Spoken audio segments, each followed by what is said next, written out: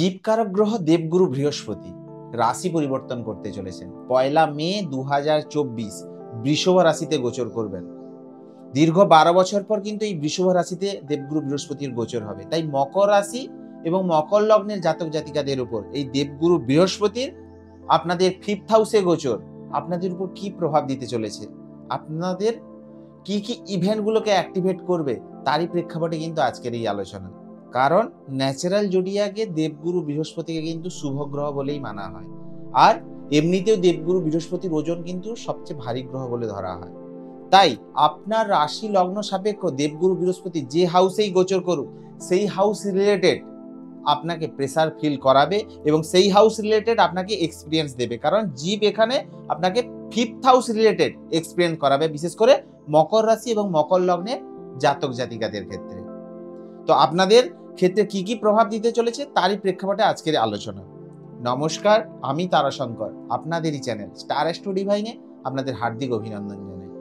মকর রাশি এবং মকর লগ্নের ক্ষেত্রে দেবগুরু বৃহস্পতি আপনাদের 5th হাউস দিয়ে গোচর করবে এবং দেবগুরু বৃহস্পতি আপনাদের কি 12th হাউসের লর্ড এবং 3rd হাউসের লর্ড, সে গোচর করবে কোথায় না আপনাদের 5th হাউসে। তাই এই সময় জীব আপনাকে এক্সপিরিয়েন্স করাবে, বিশেষ করে আপনার শিক্ষা রিলেটেড বিষয়, আপনার সন্তান প্রাপ্তির যোগ তৈরি করছে, বা যদি আপনার সন্তান থেকে থাকে তার শিক্ষাকে নিয়ে আপনাকে একটু ভাবাবে। জীব এখানে 5th হাউস রিলেটেড এক্সপিরিয়েন্স করাবে কিন্তু দেবগুরু বৃহস্পতি। এই সময় আপনার মনে আগ্রহ বাড়বে, বিশেষ করে stock market, share market, speculation, name ফেমের বিষয়ে আপনার মনে আগ্রহ বাড়বে। অথবা আপনি এই সময় শিক্ষার জন্য, যদি স্টুডেন্ট হয়ে থাকেন, শিক্ষার জন্য ফরেন ট্রাভেলেরও যোগ তৈরি হচ্ছে। অথবা যদি শিক্ষার্থী না হন, তাহলে শিক্ষা দেওয়ার জন্য বা কোনো ট্রেনিং দেওয়ার জন্য আপনার এই সময় ফরেন ট্রাভেল হতে পারে। কারণ জুপিটার 3rd এবং 12th এর লর্ড 5th এ গোচর করছে। আপনার এই বছর যে কোনো ধরনের এক্সপেন্ডিচার এই মাসে এই বছর কিন্তু বাড়তে পারে। সেটা ধরুন শিক্ষার, যদি সন্তান থেকে থাকে তাহলে সন্তানের শিক্ষার জন্য আপনার এক্সপেন্ডিচার বাড়বে। ধরুন আপনি আপনার সন্তানকে বিদেশে পাঠালেন, তার জন্য যে খরচ হলো সেটার জন্য আপনার এক্সপেন্ডিচার বাড়লো। অথবা সন্তানের শিক্ষার জন্য কোনো জায়গায় নতুন অ্যাডমিশনে ভর্তি করালেন, সেক্ষেত্রে আপনাকে অ্যাডমিশন ফিস দিতে হলো, সেক্ষেত্রে আপনার খরচ হতে পারে। তো এখানে জীব আপনাকে, বিশেষ করে জুপিটার আপনাকে এক্সপিরিয়েন্স করাবে 5th হাউস রিলেটেড বিষয়। এই বছর যেমন সন্তান প্রাপ্তি হতে পারে বা সন্তানের পড়াশোনা নিয়ে আপনাকে এই বছর ভাবাবে, তেমনই শিক্ষা, যারা শিক্ষার্থী বা বিদ্যার্থী তাদের জন্য ফরেন ট্রাভেলেরও কিন্তু যোগ তৈরি করছে। তাছাড়া বৃহস্পতি আপনাকে যেমন এখানে ফাইন্যান্সিয়াল গেইন দেবে বা আর্থিক দিক থেকে শ্রীবৃদ্ধি করাবে, সেকেন্ডলি কি 5th হাউসে জুপিটার আপনার 1st হাউসকে এক্সপেক্ট করবে, দৃষ্টি দেবে। ফলে কি আপনার মধ্যে জ্ঞানপূর্ণ দৃষ্টিভঙ্গি প্রদান করবে, আপনার আউরাটাকে অনেক পজিটিভ করবে, বা আপনার পার্সোনালিটির মধ্যে ডেভেলপমেন্ট নিয়ে আসবে দেবগুরু বৃহস্পতি। তাছাড়া 9th হাউসে এক্সপেক্ট দিচ্ছে, সেক্ষেত্রে কি আপনার এই সময় তীর্থযাত্রা বা ধার্মিক যাত্রা করাবে দেবগুরু বৃহস্পতি। পিতার সূত্রে লাভ হতে পারে, আপনার মন এই সময় ধর্মের প্রতি আকৃষ্ট হতে পারে, ধর্ম বা স্পিরিচুয়ালিটির দিকে আকৃষ্ট হতে পারে। তো 5th হাউসে জুপিটারের গোচর যেমন আপনাকে ফাইন্যান্সিয়াল গেইনও দেবে, তেমনই কিন্তু শিক্ষা বিষয়ক বিষয়ে আপনাকে এক্সপিরিয়েন্স করাবে, তেমনও আপনাকে স্টক মার্কেট, শেয়ার মার্কেট বা স্পেকুলেশন থেকে লাভও কিন্তু এখানে দেবগুরু বৃহস্পতি দিতে পারে। দেখুন, দেবগুরু বৃহস্পতি আপনাদের 5th হাউসে গোচর করছে, মানে কি 5th হাউসকে অ্যাক্টিভেট করলো এবং সেখান থেকে তার রাশি দৃষ্টির দ্বারা আপনাদের 10th হাউসকে অ্যাক্টিভেট করছে এবং আপনাদের 7th হাউসকে অ্যাক্টিভেট করছে। এবং বৃহস্পতির দৃষ্টি কোথায় পড়ছে? আপনাদের 9th হাউসে, আপনাদের 1st হাউসে এবং আপনাদের 11th হাউসে। তাহলে দেবগুরু বৃহস্পতি এখানে আপনাদের কোন কোন হাউসকে অ্যাক্টিভেট করছে না আপনাদের 9, 10, 11, 1, 5 এবং 7th হাউসকে অ্যাক্টিভেট করছে। এবার যদি আপনাদের প্রশ্ন থাকে যে আপনার যারা এখন লাইফে সিঙ্গেল আছেন, তাদের প্রশ্ন আছে যে আমার এই বৃহস্পতির গোচরে আমার লাইফে কেউ আসবে কিনা। দেখুন, 5th এবং 7th অ্যাক্টিভেট। আপনি যদি সিঙ্গেল আছেন বা আপনি কাউকে পছন্দ করেন, প্রপোজ করতে পারেন, আপনাদের লাইফে নতুন কেউ আসতে পারে। সিঙ্গেল থেকে আপনারা মিঙ্গেল হতে পারেন, লাইফে নতুন কেউ আসতে পারে। বা যদি প্রেম রিলেশন অলরেডি ছিল, সেখান থেকে কোনো ঝামেলা চলছিল, সেক্ষেত্রে কিন্তু সেই ঝামেলা ফুললি মিটে যাবে। সেক্ষেত্রে কিন্তু আপনাদের সম্পর্ক আরো গাঢ় হবে।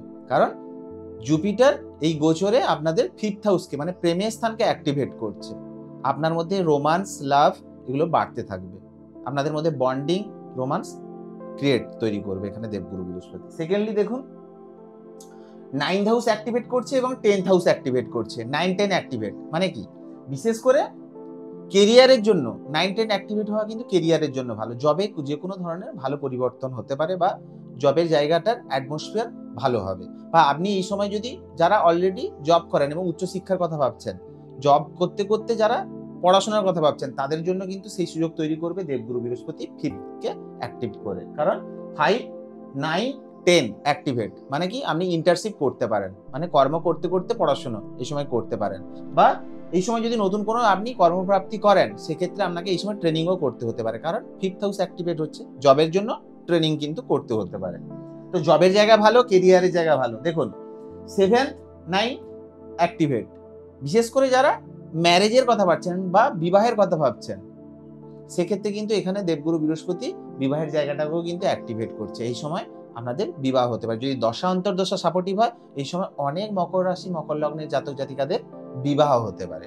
তাছাড়া দেখুন 5, 7, 9 অ্যাক্টিভেট মানে কি, যারা প্রেম করেন ও তাদের প্রেম পরিণতি পাচ্ছিল না, এক্ষেত্রে কিন্তু দেবগুরু বৃহস্পতি 5, 7 এবং 9-কে অ্যাক্টিভেট করে আপনার প্রেমের পরিণতি পেতে পারেন বা প্রেমের পরিণতি ঘটাবে বিবাহতে। আমাদের যারা প্রেম বিবাহের কথা ভাবছেন, তাদের প্রেম বিবাহ কিন্তু এই সময় হতে পারে, বিশেষ করে মকর রাশি এবং মকর লগ্নের জাতক জাতিকাদের ক্ষেত্রে। দেখুন সেকেন্ড কি, 11th হাউসে কিন্তু অ্যাক্টিভেট হচ্ছে। 11th মানে কি, ইচ্ছা পূর্তির জায়গা।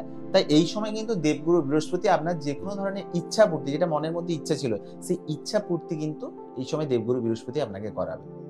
বিশেষ করে যারা ধরুন ফিমেল চার্ট, যদি যে কোনো মহিলা হন, ঠিক আছে, তাদের ক্ষেত্রে কিন্তু 5, 9 এবং 11th হাউস অ্যাক্টিভেট করছে। 5, 9, 11 হাউস অ্যাক্টিভেট মানে যদি আপনি সন্তানের কথা ভাবছেন বা সন্তান প্রাপ্তির কথা ভাবছেন, সেক্ষেত্রে 5, 9, 11 অ্যাক্টিভেশন মানে আপনার সেই ইচ্ছের পূর্তি হতে পারে বা সেই ইচ্ছে পূরণ হতে পারে। আপনার এই সময় সন্তান প্রাপ্তির যোগ তৈরি করবে স্বয়ং দেবগুরু বৃহস্পতি, আপনাদের এই সময় সন্তান প্রাপ্তি ঘটবে।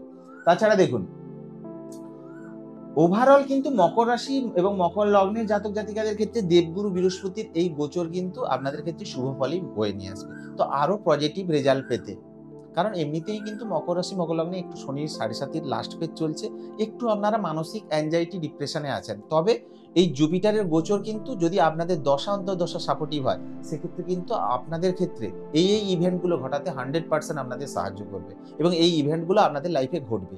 তো শুভ ফল পেতে আরো কি করবেন না, দেখুন বৃষভ রাশি মানে যেটা হচ্ছে আপনাদের 5th হাউস, সেটা হচ্ছে কুবেরের স্থান।